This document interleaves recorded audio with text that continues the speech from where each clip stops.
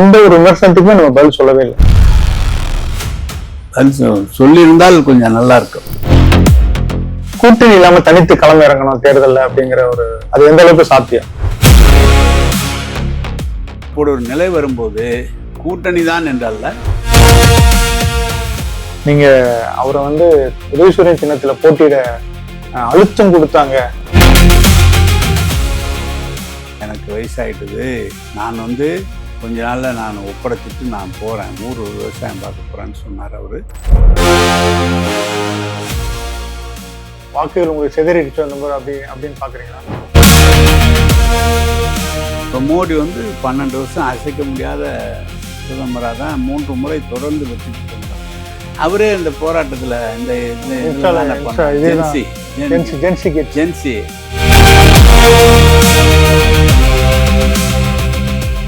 வைஜி தமிழ் மொழி நேயர்களுக்கு வணக்கம். மூத்த திமுக தலைவரும் முதன்மை செயலாளரும் முன்னாள் அமைச்சரும் நம்மிடம் இருக்காங்க. வணக்கம் சார். வணக்கம்.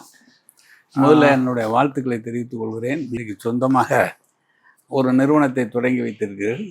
நீங்கள் வளரவும் பெரிய அளவில் மக்கள் மத்தியில் பிரபலமுடையவருக்கு என்னுடைய மனமார்ந்த வாழ்த்துக்களை தெரிவித்துக் கொள்கிறேன். ரொம்ப நன்றி சார். நடந்து முடிஞ்ச தேர்தலில் இந்த மாதிரியான ஒரு ரிசல்ட் வரும் நீங்கள் எதிர்பார்த்தீங்களா? அவங்க நம்மளை ஒட்டி வருவாங்கன்னு நினச்சா இவ்வளோ இடம் அவங்க ஜெயிப்பாங்கன்னு, வெற்றி பெறுவார்கள்னு எதிர்பார்க்கவில்லை. அது ஒரு மிராக்கள் தான். அவர்கள் நம்மளை பற்றி சொன்ன எந்த ஒரு விமர்சனத்துக்குமே நம்ம பதில் சொல்லவே இல்லை. அது ஒரு பதில் சொல்லக்கூடிய அளவிற்கு இல்லை என்கிற அளவிற்கு இருக்குமே தவிர, பதில் சொல்லக்கூடாதோ பதில் சொல்ல வேண்டியதில்லை என்றெல்லாம் அர்த்தம் இல்லை. அவர் ஒன்றும் அதிகமாக இல்லை, 3 நாள் கூட்டம் தான் நான் பேசியிருக்கார். அவர் பேசினார். பதில் சொல்லியிருந்தால் கொஞ்சம் நல்லா இருக்கும். திமுகவை பொறுத்தவரையில் ஒரு இன்ஸ்டாகிராமினுடைய செயல்பாடு தான் நமக்கான ஒரு தோல்விக்கு காரணமாக இருக்குன்னு நினைக்கிறீங்களா? பல பேர் எல்லாருடைய கருத்தும் அதுதான். அதாவது பார்த்தீங்கன்னா 96-96ஆம் ஆண்டுலேருந்து 2001 ஆண்டு வரை இதுவரை தமிழ்நாட்டில் பொற்கால ஆட்சியை யாருமே தந்ததில்லை. கலைஞர் தான் கொடுத்தார்.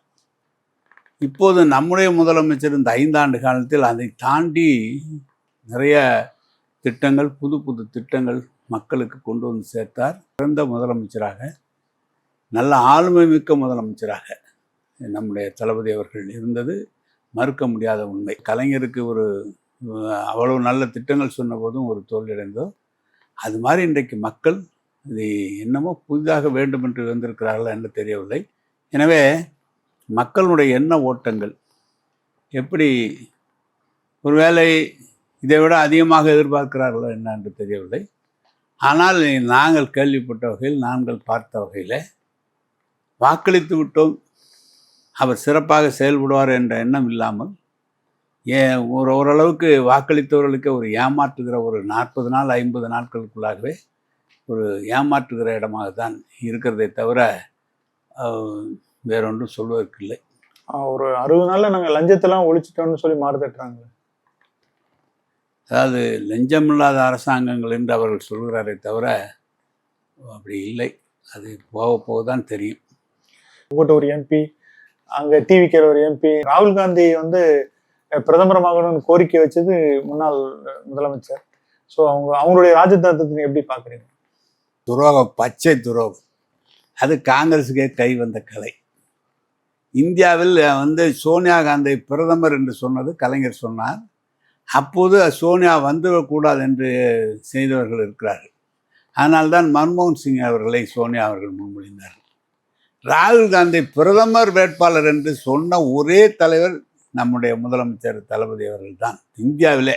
அவர்கள் வேண்டுமென்றே தேர்தலுக்கு முன்னாலே அவர்கள் எல்லாம் சொல்லி சரியாகலை. முதல்ல அதிகமான இடம் வேண்டும் என்று கேட்டார்கள்.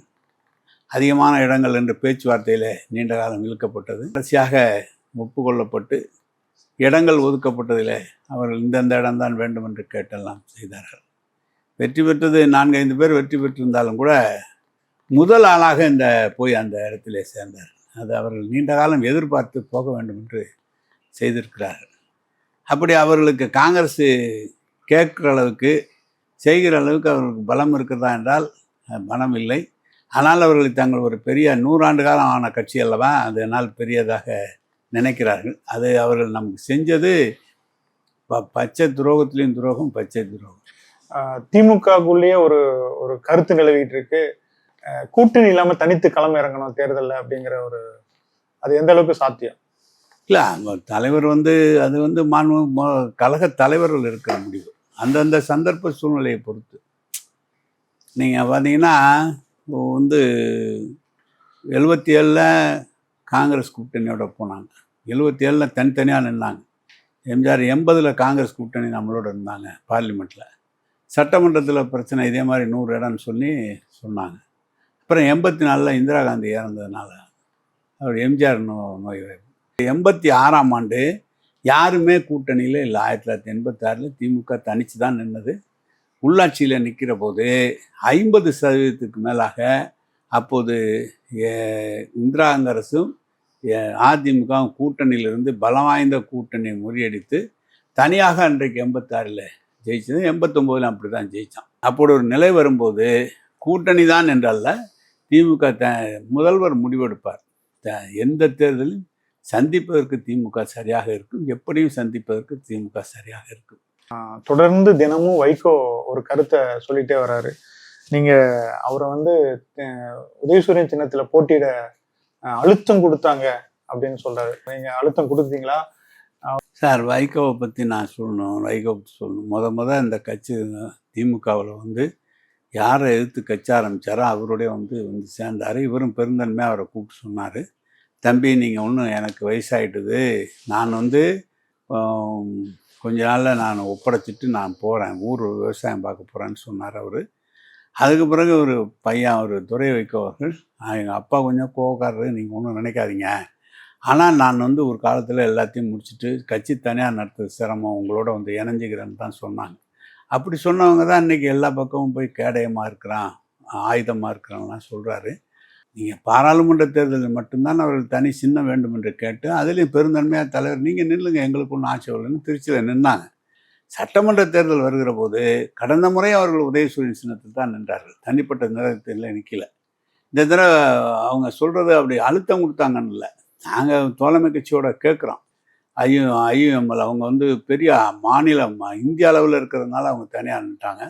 மற்ற எல்லா கட்சிகளும் தோழமை கட்சிகள்லாம் உதயசூரியன் சின்னத்தில் தான் போட்டியிடுவேன், அதுதான் வழக்கமாக இருந்தது. அந்த வழக்கம் தான் இதில் இருந்த தவிர புதிய அழுத்தம் என்பதெல்லாம் இல்லை. இந்த ஐயுஎம்எல்னு சொன்னீங்க, ஐஎம்எல்ல இருந்து தலைவர் சொல்றாரு, முஸ்லிம்கள் அனைவரும் விஜய்க்கு அகமகிழ்ந்து வாக்களிச்சாங்க அப்படிங்கிறாரு.